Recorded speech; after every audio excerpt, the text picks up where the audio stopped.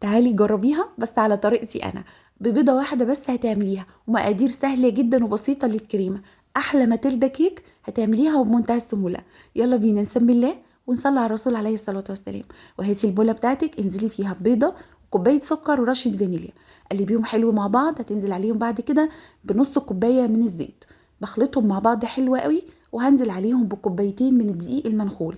انا نخلته مره قبل كده ودي تاني مره هنخل فيها الدقيق بالشكل ده. وهنزل عليهم بنص كوبايه من الكاكاو الخام الاسباني، وتقدري يعني كان ما يعادل 3 معالق كبار، وتقدري تستخدمي اي نوع كاكاو انت بتفضليه. وهنزل بباكت كامل بيكنج باودر، نص معلقه صغيره من كربونات الصوديوم او البيكربوناتو. وهقلب كده المكونات تقليبه خفيفه. وبعد كده هنزل بكوبايه ونص من الميه المغليه. نزلت باول كوبايه، وبعد كده هنزل بنص كوبايه تاني، وهبدا اقلب الكيك معايا. قلبه لغايه لما يبقى قوام الكيك زي ما انت شايفه كده. حسيت ان الكيك محتاج معاكي معلقتين 3 ميه كمان، مفيش اي مشكله خالص. بقلب المكونات بالشكل ده كده. بقى عندي قوام الكيك بالشكل ده. بنزل فيه في صينيه مقاس 22 مدهونه زبده، بدخلها فرن على درجه حراره 180 من 40 ل 45 دقيقه. تطلع الكيك عندي يجنن، تحفه، مش قادره اوصف لك حلاوته. اصلا ريحته وانتي بتشتغلي فيه يجنن. سبتها بردت معايا خالص. هبدا ان انا اقطعها نصين. انا قطعتها نصين، كانت تيجي معايا 3 بس انا حبيت ان انا اعملها نصين. بقت عندي بالشكل ده. شايفين الكيك من جوه يجنن. هاجي بقى نعمل الصوص مع بعض او نعمل الشوكولاته مع بعض. هنيجي هنا معلقه دقيق، ايوه دقيق، معلقه دقيق، معلقه نشا، معلقه كبيره من الكاكاو الخام، 3 معالق من السكر، ومكعبين من الشوكولاته، وكوبايتين من اللبن الحليب.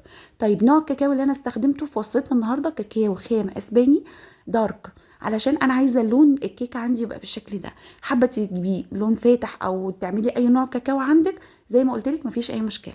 بعد ما رفعتها على النار وقلبتها وتقلت معايا بالشكل ده، هنزل عليها بمكعب من الزبده.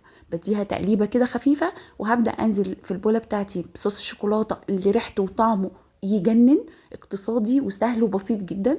هغطيه على طول مباشرة بكيس تلاجة يكون ملامس للوجه بالشكل ده كده، يبقى مغطيها حلوة قوي. واسيبها تبرد عندي تماما. بعد ما بردت خالص، انا دخلتها التلاجة عشان تبرد معايا. بعد كده ضفت عليها 3 معالق كبار من الكريم شانتيه المخفوق، كريم شانتيه خام مخفوق. وضفته عليه وقلبتهم بالشكل ده. طعم الشوكولاته يجنن. هتعملي احلى صوص شوكولاته ما حصلش. كريمه شوكولاته حلوه قوي وبتبقى متماسكه على فكره. بعد ما تدخليها التلاجة بتبقى متماسكه جدا معاكي وحلوه جدا.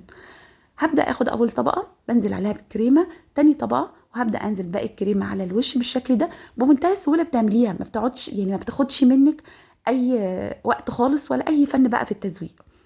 انا بس كده حطيت الكريمه على الوش. الجناب عملتها كده بشكل عشوائي بتدي شكل حلو.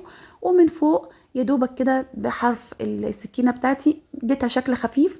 دخلتها التلاجة عندي، قعدت ساعه كمان الكريمه تماسكت، بقى شكلها تحفه. الطعم يجنن يجنن يجنن.